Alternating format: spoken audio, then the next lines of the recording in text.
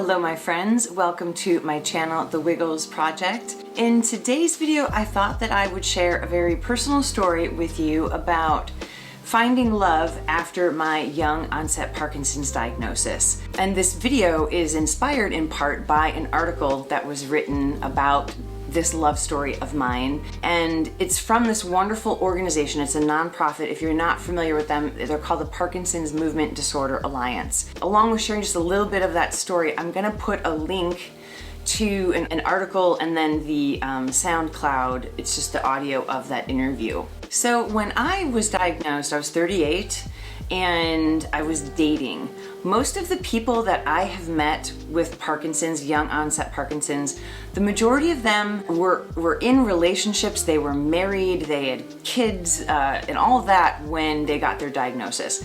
I was not in that group. It was just like, okay, when you were healthy, you couldn't find a long-term relationship, and it's like, great. Now you've got Parkinson's disease, and you know, who on earth is gonna be interested in dating you, and is anyone gonna love me again? This was like a very serious question I had asked myself, and my mind instantly went into the gutter. Okay, so here's my kind of gutter. This is where, you know, like, I feel like this poem is so beautiful and it's so sad, but it expresses like the sense of hopelessness I think that we can feel when we're there in the gutter. And yeah, so this is Hope by Emily Bronte. Hope was but a timid friend. She sat without the grated den, watching how my fate would tend, even as selfish-hearted men. She was cruel in her fear. Through the bars one dreary day, I looked out to see her there, and she turned her face away. Like a false guard, false watch keeping, still in strife she whispered peace. She would sing while I was weeping. If I listened, she would cease. False she was and unrelenting. When my last joy strewed the ground, even sorrow saw repenting those sad relics scattered round. Hope, whose whisper would have given balm to all my frenzied pain, stretched her wings and soared to heaven, went and ne'er returned again. Yeah, so that's my poetic gutter, I guess you could say. So for me personally, I could not process the young onset Parkinson's diagnosis by myself in a healthy way. I just couldn't do it. Like, my mind instantly went bad.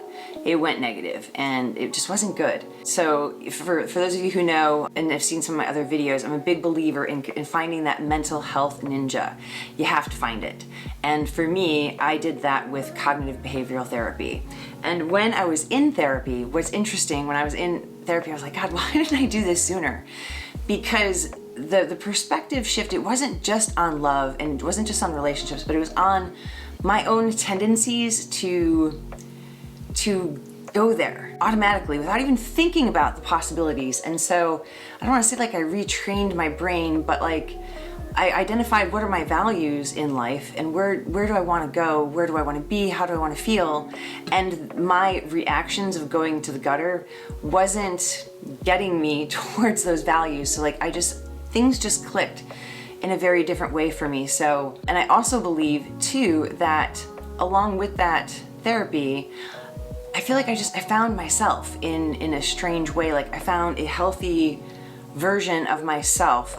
It's not to say that, like, you know, I don't ever have bad thoughts, but I'm able to manage them in a healthy way. And I think in part too, that has helped me and, you know, and my relationship with the man that I ended up marrying. And so I've also got this little inside joke that it took me a Parkinson's diagnosis to find that relationship. It's important to be in a good headspace when you are dating, and it's a hard world even when you're healthy to be in the dating world. And so then when you add something like young onset Parkinson's into that mix, it becomes even more of a challenge. And you just never know who's gonna cross your path. You really don't. And for me also at that time, I really did want, you know, this like legendary romance. And it was just unrealistic, I think my vision of what love and relationships were. And I also, this is a really important thing too, I became totally okay with like a future being single. It was just like, you know what, I was an only child. I'm gonna make the best of my situation no matter what. I hope this helps somebody out there with Parkinson's and is maybe wondering about love. You know, it can totally happen. So if you would like to read the interview, I'm going to put the links down below to the interview itself in text, and then the SoundCloud link, which is the audio interview. And definitely check out the PMD Alliance if you're looking for a good resource that maybe you haven't checked out before. So anyways, I wish everybody happy days and hope you're well. Thanks.